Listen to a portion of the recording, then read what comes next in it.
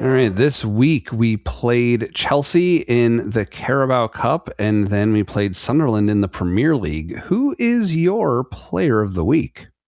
Lots of good options. I think a lot of guys had some pretty good games overall. But I think emblematic of where we are as a team and how things are going is I'm going to pick Gabriel.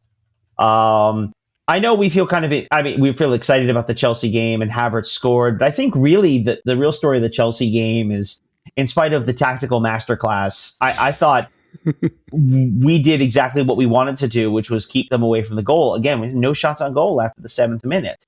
And I think a lot of credit to that goes to the defense, and a lot of credit to that I think goes to Gabriel.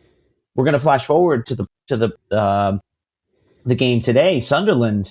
Again, I thought Gabriel had a really strong game. I thought they had a couple of, Sunderland did have a couple opportunities to break, and the defenders were generally back, made some good tackles. I thought Saliba was a little shakier, in particular his yellow card. I thought was entirely unnecessary. And uncharacteristic for him. He's usually a little more careful than that. He is, but he's had a few moments here and there. We talked about the pass to Zubimendi that kind of hung him out to dry against Manchester United a couple weeks ago. But I'm not going to use this as a space to pick on Saliba. But I think Gabriel is sort of emblematic of the strong defensive performance that we've had. And again, just sort of, we missed him that stretch he was gone, and now that he's back, and I don't want to entirely just take him for granted. So Gabriel and the two clean sheets we had this week.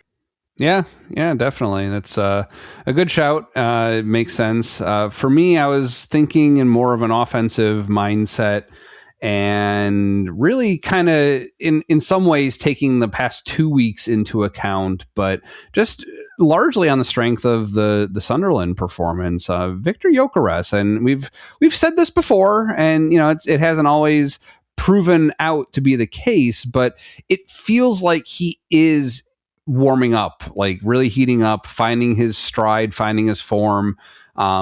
He's been more consistent lately, and who knows, maybe some of that is down to Jesus coming back and him getting rest that he needs, coming on as a closer like we talked about instead of as the starter in that striker role. Maybe that works better for him. I know there have been times in the last couple seasons we've said that about Trossard, that he has at various times worked better as a closer than as a starter.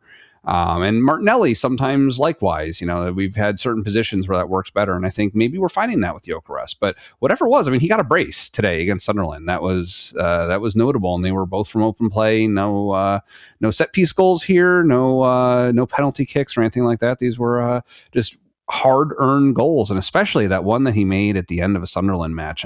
The way that he caught up to Martinelli like that, with his size compared to the Leaf Brazilian Martinelli, known for his gazelle-like speed. We called him the ox in the box a couple weeks ago, and he's not known for that same level of speed. And he caught up and made the play that needed to be played to get that ball in. It was skillful. Yeah, again, we've sort of talked about this as well. Like, in some ways, it's hard to judge because with strikers, of course, the only thing that matters is goals. But we don't need him to score 50 goals. And frankly, if he scores a dozen, that's pretty good. As long as he scores those dozen, we don't need him to score goals against Liverpool or City.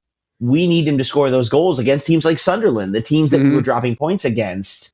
And right now, that's the kind of thing. Again, I'm not saying he's the difference. If he doesn't score, oh my gosh, Sunderland might have scored and we drew.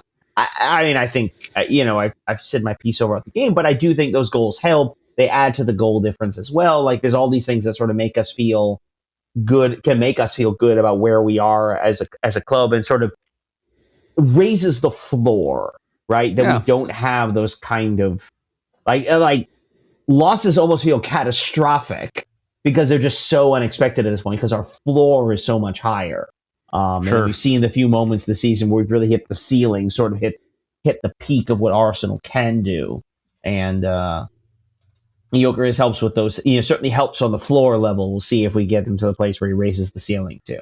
Yeah, that'd be great.